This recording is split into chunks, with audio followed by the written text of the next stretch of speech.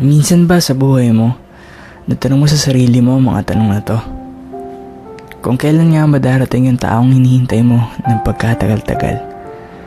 Kung kailan mo nga ba mahahawakan ng mga kamay niya? Kung darating ba yung araw na mahahagkan at makakasama mo siya sa mga araw na gusto mo siyang makasama? Kung darating pa ba yung araw na harap-harapan mong maririnig ang salitang mahal kita mula sa kanya? Sarap sanang yakapin. Sarap sanang hawakan ng mga kamay. Gusto sanang makasama at mahagkan ng matagal. Ngunit sobrang layo sa isa't isa. Minsan ba natanong mo sa sarili mo kung kailan nga ba darating yung araw na hindi na lang puro ikaw ang gumagawa ng effort para sa relasyon nyo? Yung hindi na lang puro ikaw ang nag-aalala, ang nagpapahalaga at nag-iingat sa relasyon nyong dalawa. Kailan nga ba darating yung araw na siya naman ito magpapahalaga sa pagmamahal na nilalaan mo para sa kanya? Yung hindi niya muling sasayangin ang pagkakataong binigay mo. Yung hindi masasayang ang tiwala na pinagkaloob mo sa kanya.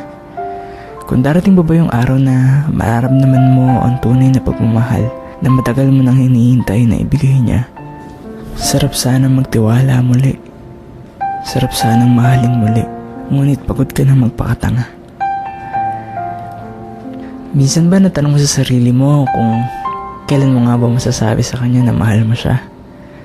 Kung kailan mo nga ba maalis ang hiya kapag nandyan siya at malapit siya sa'yo?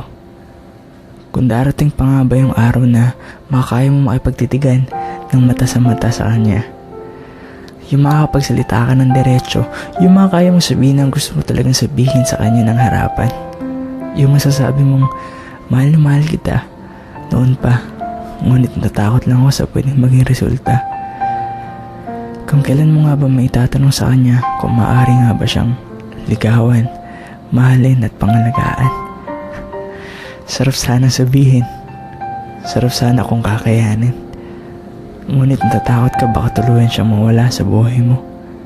Minsan ba sumagi sa isipan mo kung makakaya mo bang maibalik ang dati niyong pinagsamahan?